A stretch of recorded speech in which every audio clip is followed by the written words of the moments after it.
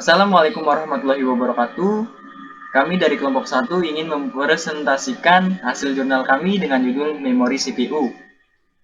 Kelompok 1 ini beranggotakan Ahmad Basit Arisandi dengan NIM 2131 375319, Divana Saskia Putri dengan NIM 2131 75456, Leoni Margareta dengan NIM 21113 75360, Muhammad Arif Alamsyah dengan NIM 2131 375418, dan Rido Muhandis dengan NIM 212247 5347.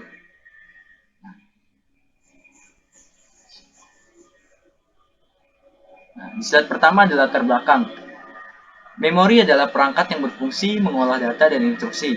Semakin besar memori yang disediakan, maka semakin banyak data maupun instruksi yang dapat diolah. Nah, memori ini terbagi menjadi dua jenis. Yang pertama ada memori RAM atau Random Access Memory, dan yang kedua ada memori ROM atau Read Only Memory. Nah, memori RAM adalah suatu hardware dalam komputer yang berfungsi untuk tempat penyimpanan sementara. Sedangkan jenis memori ROM adalah tempat penyimpanan data dalam perangkat komputer yang bersifat permanen. Selanjutnya adalah tujuan. Berdasarkan rumusan latar belakang, tujuan RAM dan ROM.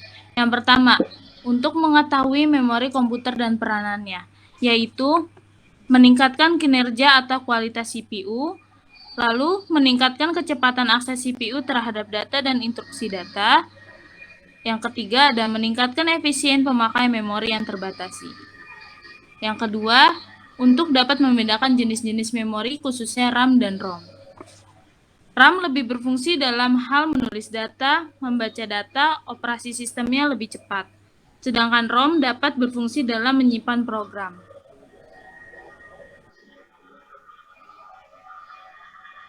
Slide selanjutnya ada permasalahan. Dari latar belakang di atas bisa diambil rumusan permasalahan yang itu. Yang pertama, apa pengertian memori ROM dan RAM?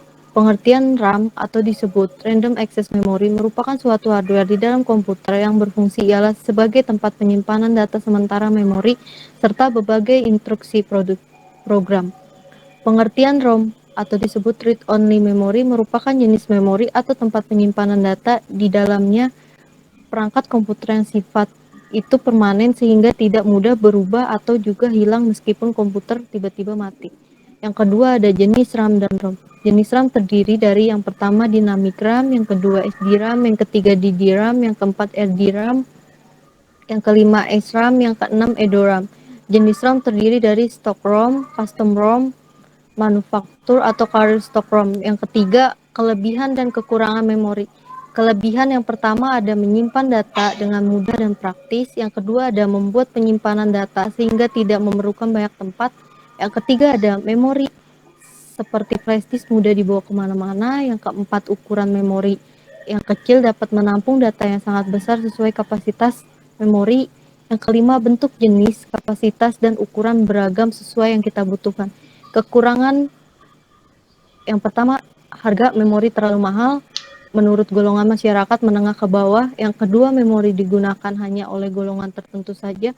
Kurangnya sosialisasi penggunaan memori sehingga sulit untuk digunakan oleh orang awam. Dan yang terakhir, data dapat hilang bila memori rusak atau terkena virus dan sebagainya. Di slide keempat ada analisis. Dapat dijadikan sebagai sumber informasi terkait pemahaman mengenai memori RAM dan ROM. Dapat dijadikan sebagai proses pembelajaran di dalam penulisan makalah.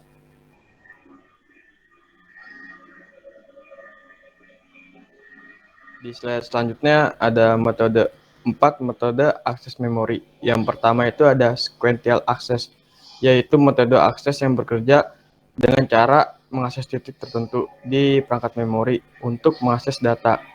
Biasanya juga digunakan beberapa perangkat secara bersamaan. Dan yang kedua itu ada associative access.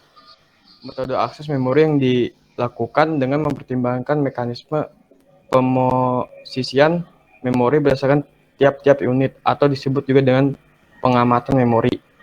Yang ketiga itu ada random access. Metode akses memori yang dilakukan secara acak berdasarkan alamat yang dipilih secara langsung. Dan yang terakhir itu ada direct access, yaitu metode akses memori yang juga digunakan beberapa perangkat secara bersamaan. Namun sebagai tambahan, setiap unit record dan blok dilengkapi dengan alamat yang unik yang ditentukan berdasarkan lokasi masing-masing.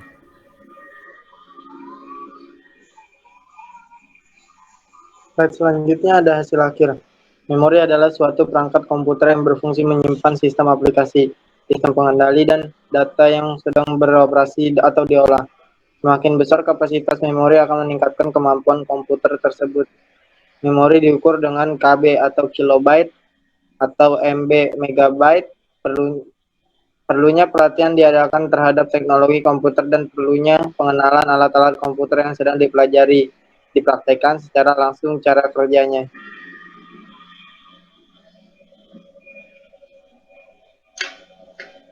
Selanjutnya ada kritik dan saran.